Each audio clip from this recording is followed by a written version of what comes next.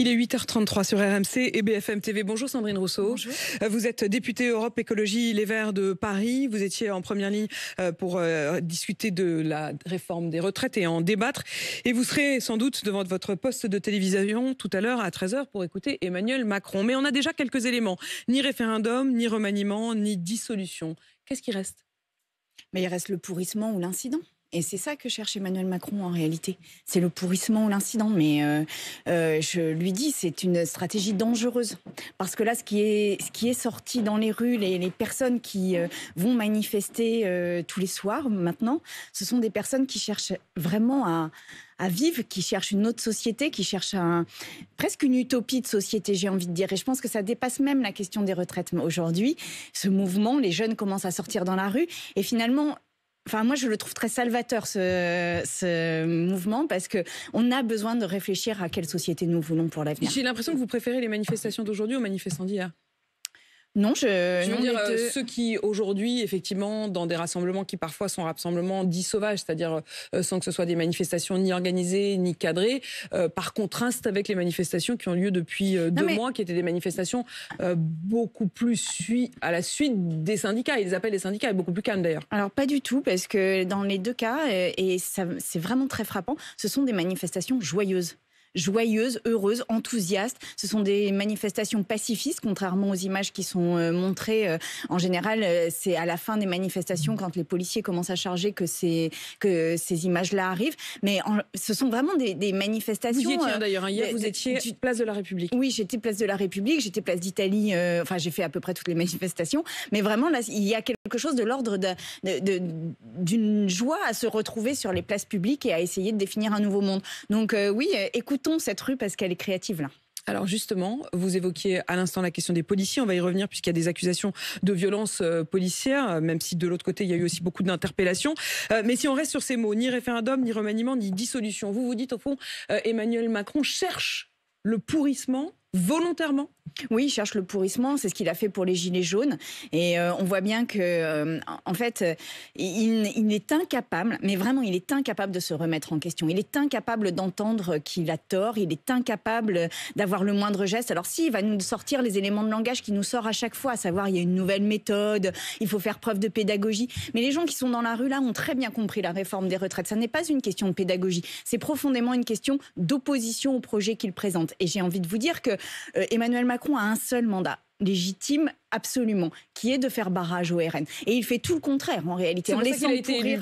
Vous estimez que le seul programme sur lequel il est élu, c'est le fait d'être en opposition à Marine Le Pen au second tour. Et là, en laissant pourrir le mouvement, parce que c'est ce qui s'annonce dans ses annonces à 13h, eh bien, il fait exactement l'inverse. Parce que là, qui n'est plus en colère aujourd'hui dans la société ? Est-ce qu'il va pourrir ce mouvement ? Eh ben non, en effet, vous vous dites quand même, à la fin des fins, Charles III va arriver vendredi, la vie va reprendre son cours. Oui, alors ça aussi, parlons de Charles III. Et tout ça va pourrir. Non, je crois pas que ça va pourrir, notamment parce que les étudiants des universités sont en train de sortir pour véritablement changer quelque chose de notre monde. Et donc non, ça ne va pas pourrir. Mais en plus, j'ai envie de lui dire maintenant, regardez, Emmanuel Macron, regardez dans la rue, regardez la société française qui aujourd'hui n'est pas en colère. Qui aujourd'hui n'est pas en colère contre vous ? À part, en effet, sans doute, les personnes qui sont les plus âgées, qui se trouvent bien inquiètes par les évolutions de la société. Mais c'est les seuls. Quand vous parlez des jeunes, Sandrine Rousseau, vous avez travaillé, vous avez même été dans la direction d'une des universités de la région Nord. Est-ce qu'aujourd'hui, vous vous dites, s'il y a des universités bloquées, s'il y a des lycées bloqués, tant mieux ? Oui, tant mieux, parce que là, leur avenir aujourd'hui est incertain à ces jeunes. Aujourd'hui, on est en train de détruire la planète, détruire les conditions de vie, détruire le modèle social. Et on détruit tout, là. On est dans une espèce de folie destructrice. Pour faire de l'argent, on est capable de tout détruire. Pour faire du profit, on est capable de détruire et nos conditions de vie sur la planète et nos conditions de protection sociale. Là, évidemment qu'il faut qu'ils y aillent. Évidemment qu'il faut qu'ils sortent des universités. C'est presque une question de vie ou de mort. Donc, non seulement vous soutenez les manifestants, mais vous soutenez les blocages. On sait qu'aujourd'hui, au moment où on se parle, il y a 40% des stations essence des Bouches-du-Rhône qui sont à sec. Est-ce que tant pis si ça continue? Est-ce que vous êtes du côté de ces bloqueurs ou est-ce que vous dites, bon, l'État aussi doit quand même remettre de l'ordre et les réquisitions sont légitimes? Non, il faut bloquer et il faut en fait que le pays s'arrête et que Emmanuel Macron entende que ça n'est pas possible de continuer comme ça, de continuer à faire des réformes pour les marchés financiers. Il a lui-même dit que cette réforme était faite pour les marchés financiers. Non, il a jamais On dit a pour les l'impression... marchés financiers, il ne faut pas exagérer. Il a dit que c'était pour l'équilibre financier. Vous ne pouvez pas lui faire dire ce qu'il n'a pas dit. Non, non, il a dit que c'était pour satisfaire les marchés, sinon les marchés allaient s'effondrer. Enfin, les marchés de toute façon s'effondrent. Et on a l'impression que Emmanuel Macron, c'est une espèce de trader. Là, il est hors de contrôle. Pour moi, c'est quelqu'un qui devient hors de contrôle. Et la société n'arrive plus à contrôler celui qu'elle a élu à la tête de l'État. Quand il dit, Emmanuel Macron, qu'il fera en effet des propositions pour un changement de méthode, mais que pour l'instant, il considère qu'il s'agit d'une victoire. Le mot a été utilisé non seulement par l'Élysée, mais aussi par la première ministre qui dit, au fond, on a le droit d'employer le mot de victoire. Il y a eu un vote, nous avons gagné ce vote. Techniquement, c'est pas faux. Mais c'est d'une arrogance. À 9 voix près, certes, mais enfin... Mais c'est d'une arrogance inouïe. Et moi, je dirais pas que c'est une victoire, mais je dirais que ça n'est pas une réussite. Et qu'en l'occurrence, il est des victoires qui coûtent plus cher à ceux qui les ont remportées que les défaites. Et ils seraient allés au vote, ils auraient perdu ce vote sur les retraites. Très bien. Eh bien, on passait à une autre séquence politique. Là, nous ne passons pas à une autre séquence politique. Donc, vous les auriez davantage respectés à ce moment-là? Oui, parce qu'ils auraient osé. Parce qu'en fait, ils sont dans une forme de retranchement, dans une tour d'ivoire, aveugle et sourde à ce qui se passe à l'extérieur. Et le respect, c'est aussi de s'affronter aux difficultés. Et ils ne s'y affrontent pas. Au contraire, ils fuient. Ils fuient par le 49-3. Le 49-3 était une fuite de la démocratie. Ils n'ont pas voulu regarder l'opposition qu'il y avait à leur projet. Ce ne sont pas des gens courageux, contrairement à ce qu'ils disent partout. Ce sont des gens qui, au contraire, fuient la difficulté de manière constante depuis qu'ils ont été élus. La foule n'a pas de légitimité face au peuple qui s'exprime à travers ses élus. Vous devriez être satisfaite de cette phrase-là, puisque les élus, c'est vous. La foule, quand on parle de foule, alors qu'il s'agit d'un mouvement social depuis des semaines, que des gens perdent des journées de salaire, que des gens même sont... angoissés et stressés à l'idée de devoir travailler 2 ans de plus parce qu'ils ont mal partout, que ce sont des gens qui tous les soirs vont manifester, qui risquent d'être interpellés de manière sauvage comme on l'a vu ces derniers temps. Et de quoi parle-t-on là ? De quoi parle-t-on? Quand il utilise le terme foule, on a l'impression d'une espèce de horde de sauvages. Mais nous ne sommes pas une horde de sauvages. D'émeutes, hein. Nous ne sommes pas une horde de sauvages, nous sommes un mouvement social. Et ça se respecte. Et c'est un mouvement social qui est, depuis un moment, organisé par l'intersyndicale, c'est-à-dire par des syndicats qui ont été créés par la loi Waldeck-Rousseau en 1884. Mais je précise, Sandrine Rousseau, puisque je citais en effet l'Élysée qui a donné aussi le contenu de cette réunion entre Emmanuel Macron et ceux qui étaient face à lui, notamment les députés de la majorité. Il leur a parlé d'émeutes. Au départ, les éléments qu'ont donné l'Élysée, c'était l'émeute en 2 mots, avant de rectifier et de dire qu'il ne s'agissait que de l'émeute. Est-ce que ça, malgré tout, vous constatez qu'il y a en effet des émeutes ? Non mais ni l'un ni l'autre. Il y a un mouvement pacifiste. Il n'y a ni meute ni émeute. Il n'y a ni meute ni émeute. Il y a un mouvement social, un mouvement enthousiaste, un mouvement nombreux, massif et un mouvement qui ne demande qu'une seule chose, c'est le retrait de ce texte. Au nom de quoi traite-t-on ce mouvement de horde de meute, de sauvage? Enfin, au nom de quoi utilise-t-on ces mots? Quelle est sa responsabilité? Sa responsabilité, c'est de tenir une cohésion sociale. Est-ce qu'il pense vraiment pouvoir la tenir en mettant des mots comme cela? Qui est-il en fait? Au nom de quoi parle-t-il? Je voudrais qu'on écoute ce que dit Laurent Nunez, puisque vous avez évoqué ces fins de manifestations qui, effectivement, jour après jour, donc depuis l'usage du 49.3, se terminent dans des moments de violence, avec effectivement des destructions dans la rue, avec aussi d'ailleurs des permanences d'élus, on va y revenir, qui ont été ciblées. Laurent Nunez, il était sur BFM TV hier, et voilà ce qu'il dit, le préfet de police de Paris. Vendredi à la Concorde, nous avons eu 6 fonctionnaires de police gravement blessés, dont 2 qui ont pris des pavés en pleine figure. Donc voilà, il faut aussi recontextualiser les choses. Ce ne sont pas des cortèges pacifiques. Enfin, quand nous intervenons, nous ne sommes pas confrontés à des cortèges pacifiques, c'est faux. Et je crois avoir démontré, depuis que je suis préfet de police, que les forces de l'ordre n'interviennent que quand il y a des exactions. On est toujours au plus loin et on intervient quand il y a des exactions, mais on le fait, et ce sont les instructions du ministre de l'Intérieur, on le fait avec la fermeté qui est celle de l'ordre républicain. l'ordre républicain nécessite aussi qu'il y ait une fermeté à la fin des manifestations. Voilà ce que dit Laurent Nunez, qui justifie parfaitement les activités et les gestes de ces policiers. Mais ça ne nécessite pas qu'on balance des grenades lacrymo sur la tête de manifestants. Ça ne nécessite pas qu'on fasse des charges sauvages comme c'est actuellement. Ça ne nécessite pas.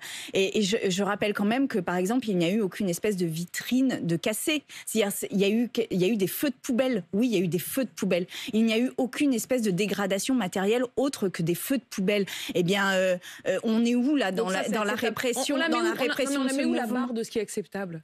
Non mais il y a des feux de poubelle. Voilà, oui, c'est spectaculaire. On voit des flammes, etc. Il n'y a pas de casse aujourd'hui. Il dit aussi, Laurent Nunez, je vous rappelle qu'il dit qu'il y a eu 6 fonctionnaires de police gravement blessés, dont 2 qui ont pris des pavés en pleine figure. Oui, et moi je suis allée voir des jeunes en garde à vue dans un commissariat. Il y en avait un qui avait un œil au beurre noir comme ça, alors que juste il était en train de manifester pacifiquement. On a vu hier des images de quelqu'un qui était assis à une terrasse de café, un homme de 50 ans à une terrasse de café qui était interpellé de manière et qui avait l'air hébété de ce qui se passait. Enfin, je veux dire, là, on a une responsabilité. Il a une responsabilité qui est qu'il n'y ait pas d'incident. Et je lui dis, êtes-vous capable d'assurer qu'il n'y ait pas d'incident ? Parce qu'on sent un changement de doctrine dans le maintien de l'ordre. Que voulez-vous dire ? Eh bien, le préfet Nunez, qui a assuré qu'il n'y avait pas d'incident dans les premières manifestations, qui a assuré la pacification de ces premières manifestations, là change d'attitude et dit lui-même, il assume tout à fait les mêmes manifestations, il assume par exemple qu'il y ait des NAS, ce qui a été interdit par le Conseil d'État. Donc en fait, on est dans une zone de droit. C'est pas parce que la police a le monopole légitime de la violence qu'elle doit l'utiliser. Et c'est cela en fait le sujet des manifestations. Aujourd'hui, il y a un maintien de la paix à organiser parce que c'est une révolte légitime du peuple français. Également aux manifestants. Il n'y a pas de responsabilité des violences du côté des manifestants. Je rappelle quand même que, encore une fois, il n'y a pas eu de casse. Il n'y a pas eu de casse. Il y a eu quand même des permanences, notamment, qui ont été prises pour cible. Il y a eu la permanence du député Éric Ciotti. Il y a eu aussi celle du député Éric Pauget. Vous avez sans doute vu les images. Il les a d'ailleurs mises sur Twitter. Ma permanence a été caillassée cette nuit après le vote. Et on voit un pavé qui a donc traversé la vitrine de sa permanence. Est-ce que ça, vous considérez que c'est pas des caillassages? Est-ce que ça, vous considérez que c'est pas des mises en danger? Il y a 2 vitrines de 2 députés. Très bien. Bon, je regrette qu'elles aient été cassées. Je pense que ça n'est pas une manière de faire. Très bien. Après, les autres images que j'ai vues, c'est des tags sur des vitrines. Franchement, on s'en remet. Je crois que là, on est dans un mouvement historique. On est dans une bascule historique. Où est-ce qu'on met la barre, quoi? C'est-à-dire qu'en fait, bon, c'est 2. Ah bah, s'il y en avait eu 10, vous auriez dit que c'était grave. S'il y en a 2, vous dites que c'est pas très grave. Et puis si c'est des tags, ça va. Et non, je dis on ne le fait pas. Après, je vous dis aussi, on est dans une bascule démocratique là. Et ce qui se passe aujourd'hui, c'est qu'on oblige les gens à travailler 2 ans de plus. Et elle est là, la violence. Et c'est une violence qui va toucher la vie de millions de personnes. Et cette violence-là, c'est une violence sociale qu'on ne regarde jamais comme une violence. Or, c'est une violence.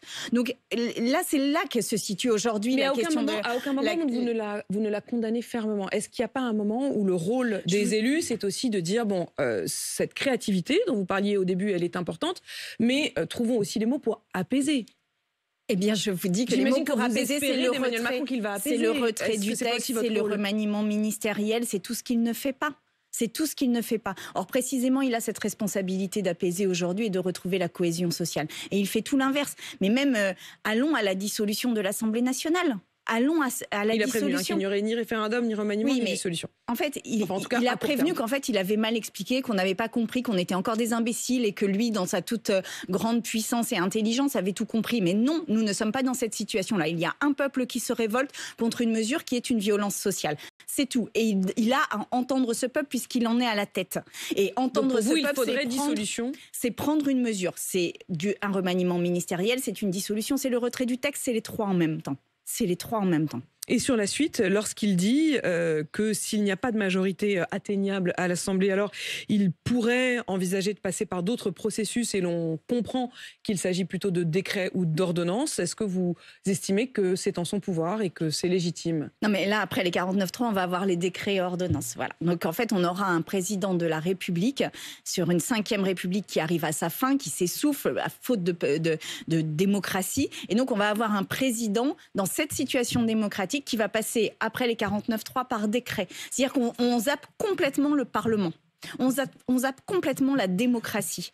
Nous ne voulons plus de cette 5e République. Nous ne voulons plus de cette votre 6e République à vous, ça ressemblerait à quoi? Mais c'est une République parlementaire. C'est une République parlementaire. C'est une République du compromis parlementaire. C'est une République du pouvoir au Parlement. On a déjà fait ça avec la 4e République. Non, la 4e République, c'était une République parlementaire qui n'a pas permis de trouver de majorité. Là, on le fait d'ailleurs dans toutes les communes, on le fait dans tous les conseils régionaux, on le fait dans tous les conseils départementaux. La réalité, c'est que ça se passe très bien. Ça se passe très bien. Mais regardez, aujourd'hui, au fond, ça aurait pu être le cas. Quand on se retrouve avec, comme c'est le cas aujourd'hui, une majorité qui a une majorité relative, ça aurait pu entraîner ce dont vous rêvez visiblement, c'est-à-dire des formes de grandes coalitions, de consensus, de compromis. Mais bien clairement, ça n'a pas été le cas, mais ça, c'est aussi la responsabilité des députés, non? C'est la responsabilité du gouvernement. Nous avons proposé plein d'amendements sur tous les textes qui ont été présentés depuis le début de la mandature au Parlement. Nous n'avons jamais obtenu le moindre soutien du gouvernement sur le moindre de nos amendements. Pourquoi ? Ils n'ont pas cherché à faire le moindre des compromis, ni avec le PS, ni avec nous, ni avec le PC, ni avec LFI. Pourquoi ? Les seuls avec lesquels ils parlent, c'est les Républicains. Ça fait des semaines et des semaines qu'il y a un mouvement social. Il n'y a pas eu un seul dialogue avec les forces syndicales. Il n'y a eu aucun appel à recevoir les forces syndicales. Mais vous imaginez l'Allemagne travailler comme ça, par exemple? Vous imaginez séparément, ils demandaient à être reçus ensemble. Ça n'a pas été le cas. Non, mais il n'y a eu aucun appel à les recevoir, là, pendant tout le conflit social.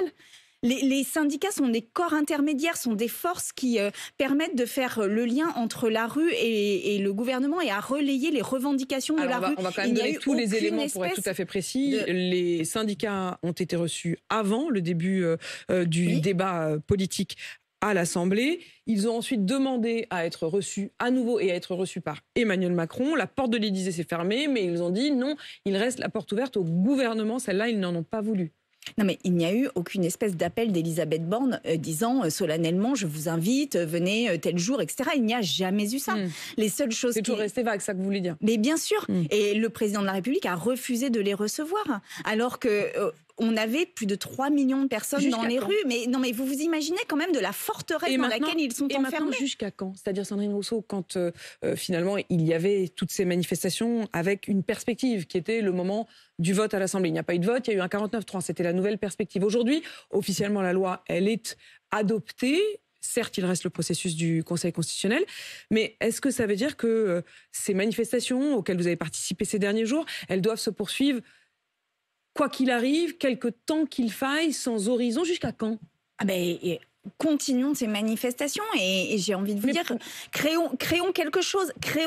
Mais il y avait une nuit debout. Oui, et les colères se sédimentent. Plus personne n'en veut. Vous voulez que ça recommence? Plus personne n'en veut de cette société qui détruit nos corps, qui détruit la planète, qui détruit tout. Nous n'en voulons plus. Donc créons quelque chose. Créons un mouvement qui s'installe dans le temps. Créons quelque chose de l'ordre de notre dignité retrouvée, parce que c'est cela qui est en train de se jouer dans les rues actuellement. C'est quelque chose de l'ordre de notre dignité retrouvée. Quand les éboueurs refusent de ramasser les poubelles, ils parlent de leur dignité. Ils parlent de leurs conditions de travail. Ils parlent de leur corps. Ils parlent parce que les Parisiens se plaignent des odeurs. Très bien, eux, ils sont dans les odeurs non-stop. 365 jours sur 365. Ils parlent en fait de ces métiers qu'on a applaudis à des moments, et au moment du Covid, et qu'on a totalement oublié. C'est de la dignité dont il s'agit. Le contraste sera saisissant vendredi, puisque Charles III, le nouveau roi d'Angleterre, va être reçu par Emmanuel Macron avec un dîner d'État à Versailles. Oui, je vous vois qu'il lever les yeux au ciel. Non, mais incroyable. Incroyable. C'est-à-dire qu'on va avoir Emmanuel Macron, le monarque républicain, qui va recevoir Charles III, qui va descendre les Champs-Élysées, qui va aller dîner à Versailles pendant que le peuple dans la rue est en train de manifester. On se rend compte là de ce qui est en train de se passer. On se rend compte de l'incroyable déni de démocratie dans laquelle nous sommes, et on se rend compte de... Mais annuler une visite comme ça qui est organisée très à l'avance, ça vous paraît... Vous auriez annulé, vous? Non, mais ce qu'il faut annuler, c'est le projet des retraite, en fait, là.